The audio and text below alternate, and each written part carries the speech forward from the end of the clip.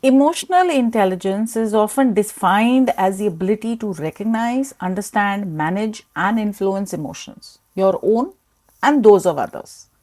Daniel Goleman, one of the leading voices on EQ, outlined five components: self awareness, knowing what you're feeling and why; self regulation, managing those emotions instead of being controlled by them; motivation, using emotions to stay driven and focused; and empathy, recognizing emotion in others.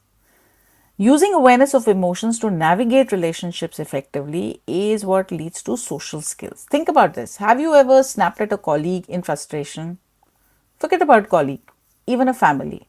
A family member, only to regret it later. That's a lapse in self regulation. Or have you noticed when someone is quiet in a meeting and instead of ignoring it, you check in on them?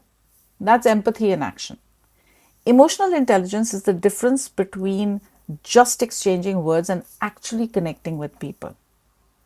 So, why is EQ so crucial when it comes to communication? Because it leads to clarity and understanding. When you're emotionally aware, you don't just focus on the words spoken, you also read the tone, body language, and underlying feelings. This makes your responses more thoughtful. High EQ communicators don't escalate arguments, they de escalate them. Instead of reacting defensively, they pause, they acknowledge emotions, and find solutions. So they're solution driven people. And people remember how you made them feel, not just what you said. If you consistently show empathy and respect, people naturally trust you more. And leaders who demonstrate EQ inspire confidence. They connect with their teams on a deeper level, and that makes their communication far more persuasive.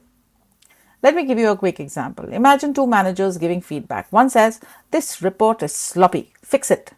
The other says, "I see you've put in the effort, and there are a few sections that could be made a little clearer. Let's work on those together." Which one would motivate you to improve? Exactly, the one using emotional intelligence. So, how do you develop EQ in your daily conversation? Let's get practical. How do you bring more emotional intelligence in your daily communication? One, pause before reacting. When emotions rise, give yourself a few seconds. That pause often prevents miscommunication.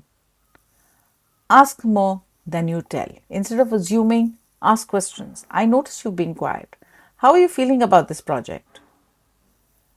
Listen with your eyes and with your heart. People communicate as much through silence, through facial expressions, and through tone as they do with words. Focus on those.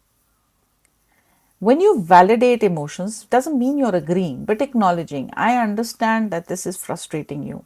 I understand why you could be feeling this way."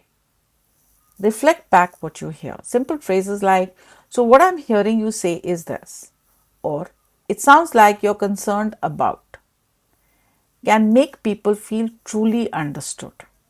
These are not complicated techniques, but practiced consistently, they can transform how people respond to you. In the workplace, EQ can be the difference between a good leader and a great one. In negotiations, emotionally intelligent communicators look beyond the words to understand hidden needs and fears. That's how they reach win win situations or win win solutions. In teamwork, EQ helps leaders spot when someone is disengaged or stressed and step in with support before it becomes a bigger problem instead of pointing out only flaws.